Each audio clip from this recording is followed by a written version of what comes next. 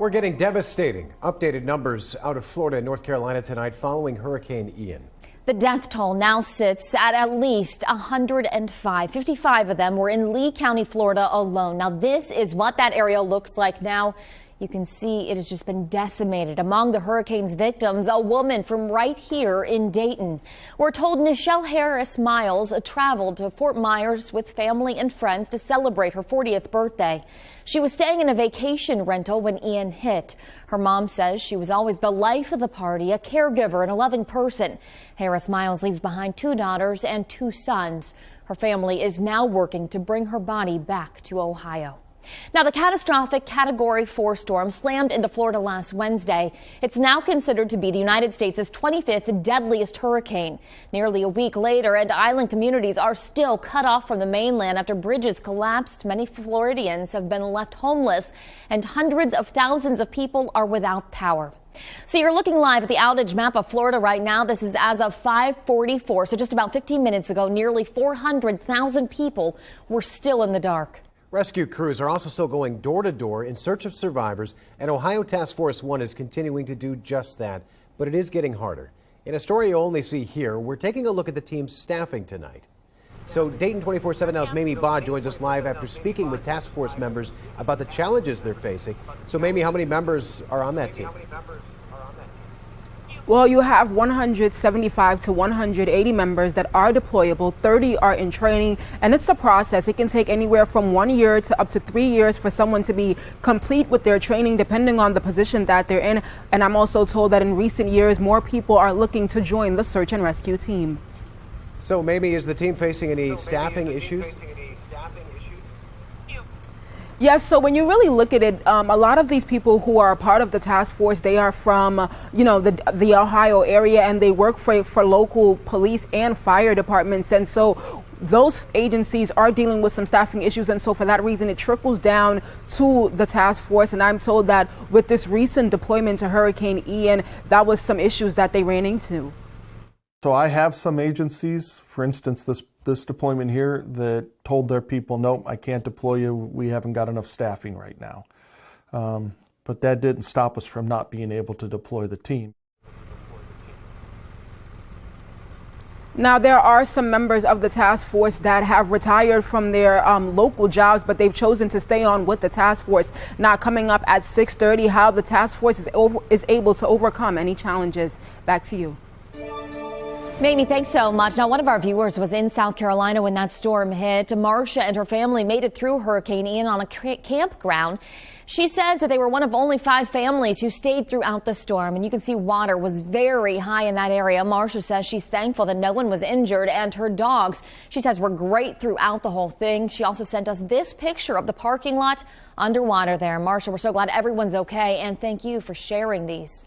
Today marks 100 days since the Supreme Court overturned Roe v. Wade, and President Biden wants more done on reproductive rights. He sat in on the Reproductive Rights Task Force meeting to call on Congress to take action. The court got Roe right nearly 50 years ago, and the Congress should codify the protections of Roe and do it once and for all. The president also urging people to vote for representatives this fall that have these interests in mind. Now, speaking of the Supreme Court, it is back to in-person business, and today they're taking on a case that could have a big impact on minority voting power. Today, justices heard arguments about an Alabama redistricting case. The lawsuit wants to force the state to make a second black majority congressional district. Alabama is around 27% black, but black people form a majority in one of the state's 7 congressional districts. The High Court will decide whether the map should be reinstated permanently after a panel of federal judges said the state would have to draw new maps. Well, there is one more thing on the docket. The Supreme Court is taking up a case on big tech's most important law, Section 230, for the first time. Section 230 protects online platforms from being sued for moderating content. The case involves around the family of a 23-year-old woman who was killed during the 2015 ISIS attacks in Paris. They accuse Google of providing material to support ISIS and YouTube of being a tool to commit terrorism. Both political parties criticize Section 230. Republicans say the measure allows big tech to censor conservative ideas, and Democrats say it does not hold companies accountable for misinformation. Former President Trump is appealing to the high court now, too. He's asking the Supreme Court to intervene in the fight over the documents the FBI seized at his Mar-a-Lago estate. Now, Trump is specifically asking the court to ensure that the more than 100 documents marked classified are part of the special master's review. If granted, this request could bolster Trump's attempt to challenge the search in court and have the documents returned to him. All right, let's talk weather now. It was really, in my opinion anyway, a picture-perfect fall day. It was warm, it was nice, wasn't too windy either. Yeah, very pleasant. It was a cold start, though, pretty chilly. Yes, this morning in the morning hours. We actually had some spots drop to the freezing point this morning, but we warmed up really nicely for the afternoon. Lots of sunshine, dry air helped out with that. 31 is where we started out in Salina. A sensor malfunction up in Bell Fountain likely dropped into the lower 30s there as well. 35 was our low temperature in Springfield, 36 in Dayton. So some places likely some frost across the area earlier this morning, but we did manage to warm up nicely. Again, a calmer wind. That sunshine really just made for pleasant conditions. 70 in Dayton right now, 68 in Wapakoneta, which is warmer than this time yesterday. We're 3 degrees warmer in Dayton, 3 degrees warmer in Springfield. And then for tonight, not quite as chilly, dropping into the mid 40s. We'll see a mostly clear sky, but coming up, I am going to be talking about a cold blast of air, how cold we'll get coming up in a bit. Natalie, thanks. More than 500 handwritten Get Well cards made by students will soon be in the hands of a local police officer shot in the line of duty. Jenna Cisneros shows us how 6th graders from Springboro Intermediate are showing their love and support as Officer Eric Ney is now at home recovering. 6th grade students here at Springboro Intermediate are hard at work, making cards, writing letters, and drawing pictures to a police officer shot in the line of duty. Officer Ney is a 14-year veteran of the Clear Creek Township Police Department. He was shot in the head on July 12th while investigating a domestic violence incident. Students today are writing cards and letters wishing Officer Ney a speedy recovery and letting him know he's in their thoughts. 6th grade teacher Sarah Young and her students hope Officer Ney feels loved and appreciated when he reads them. These kids are so technology based, which is my class. But I think it's important that they see that old school touch, doing something, making something by hand, making a card, writing that letter. I just think it goes a long way with everybody in the community, and especially in a situation like this, it comes more from the heart. About 500 cards will be made throughout the entire school, and they plan to drop them off to the police department sometime next week. Reporting in Springboro, I'm Jenna Cisneros. Back to you. Jenna, thanks. Now, the midterms are coming up fast, but there's some 2024 presidential news to share as well. Adam's at the Now Desk. What's going on? So there's been a lot of speculation, Megan, surrounding President Biden, whether he will run for re-election. Reverend Al Sharpton says he is. Sources say Sharpton told his staff at National Action Network that the president told him in a private conversation at the White House last month that he will seek re-election. Other Democratic insiders also say he will run again, but the president himself has not publicly said whether he will. He turns 80 in November. A UN agency is denouncing the Federal Reserve and central banks in rich countries, saying they risk pushing the global economy into recession. The United Nations Conference on Trade and Development says the Fed's increases so far this year are going to reduce poor countries' economic output by $360 billion over 3 years. This comes as the Fed keeps raising borrowing costs to combat surging inflation. The Fed chairman argues that the central bank does consider the impacts on the rest of the world, but it will still continue its actions to control inflation. As we get closer to the holidays, local food pantries, they need your help. Alex King has a fun way you can chip in and make a difference. On October 22nd, the Greene County Fish Food Pantry is hosting a Spooktacular festival, and all the money raised will go toward about 800 Thanksgiving meals. Now, the Spooktacular is still in need of more craft vendors, but there will also be food trucks, a bouncy house, a mini tractor pool for the kids, and more family activities. This will be a bright spot for a lot of families, as many are still struggling to put food on the table due to inflation. Executive Director Gail Mattson actually tells me they want everyone to come out, have some fun, and donate. The festival is again on October 22nd from 10 a.m. to 4 p.m.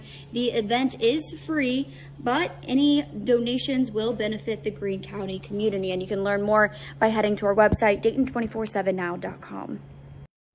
The ex-wife of George Wagner IV taking the stand again today after the break. Hear what she says about the years she spent living in the Wagner house, plus the violent altercation that caused her to leave. Plus, I'm tracking some chilly conditions right after a brief warm-up. How cold we'll get, that's coming up. You're watching Dayton 24/7 Now.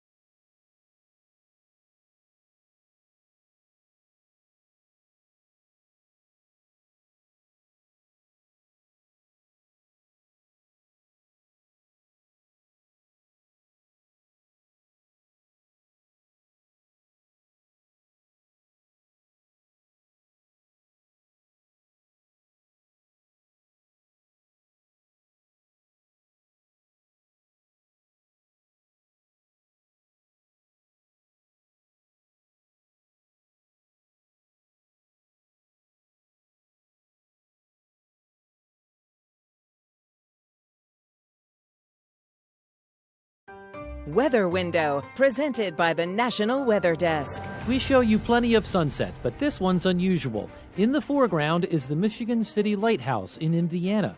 We'll look in the distance on the horizon. That's the Chicago skyline, 30 miles away. This type of observation is only possible if the photo is taken from high ground or if atmospheric refraction is strong enough. In this case, it was, giving up this beautiful photo. For more content like this, like the National Weather Desk on Facebook.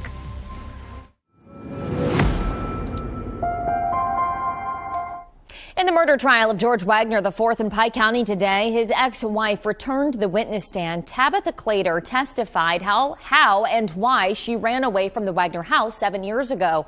She says she was essentially on lockdown in the Wagner house after marrying George and having their son. She testified that one day she didn't clean up the kitchen as instructed, which then led to a shouting match with Angela Wagner. Clater then says that George jumped in and it got physical. He came in and started smacking me with a belt. I bit him and tried to rip his nuts off. I told them that I was not going to go back inside, that I was going to leave. And so Angela threw a board at me and then told George that she was going to go inside and get a gun.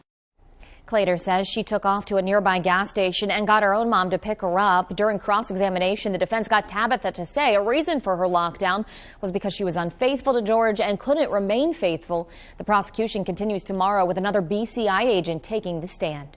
Well, another day of sunshine across the area, and with dry air in place, it really helps temperatures drop at night and then also really climb during the day. So it was a cold start, but we managed to warm up 40 degrees almost by the afternoon with highs back up into the 70s. So looking good on our satellite and radar. Still have that stubborn area of low pressure just off to our east.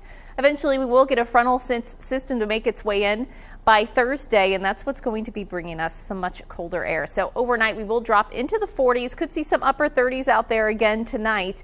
Not quite as cold as we were this morning. Back into the 70s by tomorrow afternoon.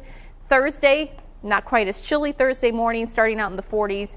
And then we do manage to get up into the 70s again Thursday afternoon, a little bit more cloud cover, and then that cold air arrives. Going to talk about how chilly we'll get coming up in just a bit.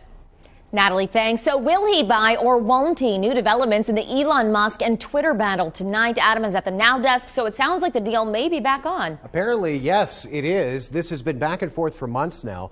Musk originally offered to buy the social media company at $54.20 a share, but he then tried to back out after accusing the company of not sharing correct information on the number of bot accounts. Well, Twitter then sued him, but according to a regulatory filing today, Musk is again proposing to buy Twitter for that $54.20 a share. Twitter sent out a statement saying it intends to close the transaction at that price. So right now, it looks like Musk will become the owner of Twitter. A live look now at the Dayton International Airport's flight tracker. Some changes are coming to the flight industry, and it affects flight attendants in a good way. The FAA announcing a new rule today requiring airlines to give flight attendants 10 consecutive hours of rest between their shifts. No exceptions. A single shift can reach as long as 14 hours. They need just as much rest because flight attendants are the foundation of aviation safety's culture, starting with cabin safety. We are so happy this was time to happen, and especially on the heels of coronavirus and all that flight attendants have had to deal with. And of course, this is a big win for flight crew unions who say that they've been advocating for this change since the 1980s. Union members say flight attendants are overworked and have higher health risks with a lack of rest. Airlines have 90 days to make the change. Ohio State football preparing to keep their winning streak alive this weekend. Clay Hall is in Columbus with an update on who they're hoping will play against MSU. Hey, good evening to you, Dayton. Welcome back to the Woody Hayes Athletic Center, where Ryan Day has wrapped up his weekly news conference. Some personnel updates, if you will. The Bucks would love to get Cameron Brown back in that defensive backfield in the secondary that's really been beset by a lot of injuries. The running back Travion Henderson could be good to go in the state up north against Sparty. And Jackson Smith and Jigba. Everybody wants to see number 11 do his thing. Perhaps it will be this weekend in the Buckeyes' first road test of the season. That's it for now. We'll see you soon.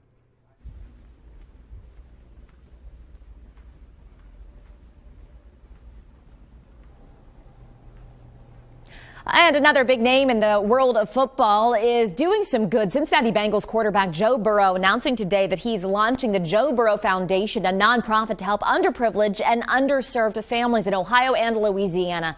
It'll help meet the needs of families working to overcome food insecurity and childhood mental health issues by providing resources and support. Burrow's parents and community members across Ohio and Louisiana are going to also sit on that board. You can learn more and donate at joeburrow.org.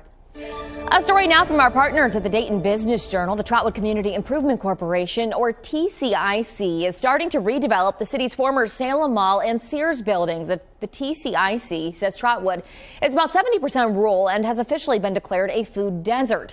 So there are three main project goals. First, food access, workforce development, and also small business wraparound services. Once complete, we're told it'll feature a daily marketplace highlighting local, high-quality produce and food vendors. And we have all the details for you right now on Dayton247now.com. You can find this story plus others like it under the Dayton Business Journal heading in the News tab. Well, this mama koala and baby, they're too cute, and they're just one of a bunch of endangered species Australia wants to help in a big way. The country is planning to set aside 30% of its land mass for the conservation of the species. Officials say the move is part of a 10-year plan to improve the outlook for the 110 different species of animals and 20 places. According to the Nature Conservancy, there are 86 plants and animals native to Australia that are critically endangered currently. Now, this comes as today is World Animal Day. Its goal is to bring people together to improve the lives of animals. It dates all the way back to 1925, and whether you're a dog or cat person, prefer fish or maybe reptiles or even birds, today is a day for all animal fans to unite. So here's one way you can celebrate. Share your pets with us. This is Boom out enjoying the cool but sunny weather today. Thanks to Pat for sharing. And Ryan, you can see he's all decked out for Breast Cancer Awareness Month in his pink. He wants to help let you know that Dayton 24/7 Now is going pink for the Women's Wellness Fund all month long. Tomorrow, we're actually going to be holding an all-day telethon to raise awareness for breast cancer treatment and cures.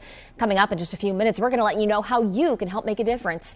So thanks again to Ryan for helping us get the word out and to Angie for sharing this picture. And we want to see your photos this World Animal Day. Share your story by grabbing your phone and scanning this QR code right now. That's going to take you to our Chime In page. From there, you can upload your photos or videos right to us, and you could even see them right here on Dayton 24/7 Now.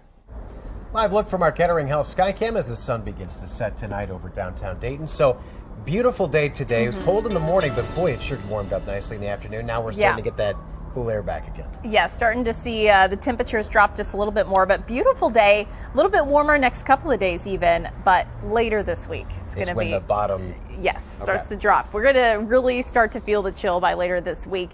This is a look at what we're expecting over these next several days. I mentioned a little bit of a warm up, so back up to 74 on Wednesday. Thursday, we are talking mid 70s. That's when our cold front arrives.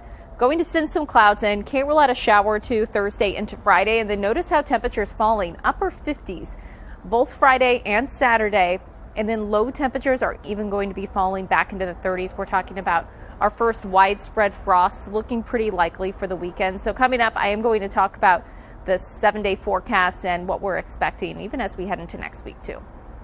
Natalie, thanks. We've got a big day ahead tomorrow. Dayton 24/7 Now is holding a telethon for breast cancer awareness. Still ahead, what's happening all day and how you can help make a difference. You're watching Dayton 24/7 Now.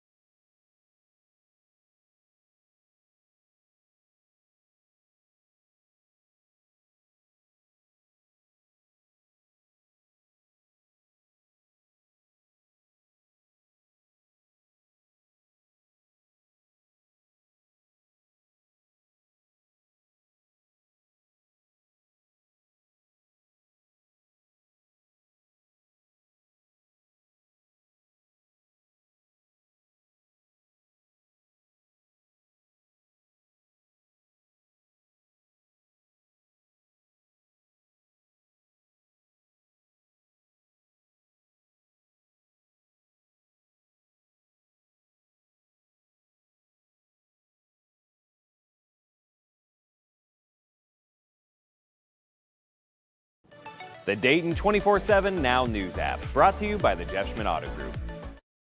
We're going pink here at Dayton 24/7 Now for Breast Cancer Awareness Month. Elise Coulter explains how you can donate all day tomorrow.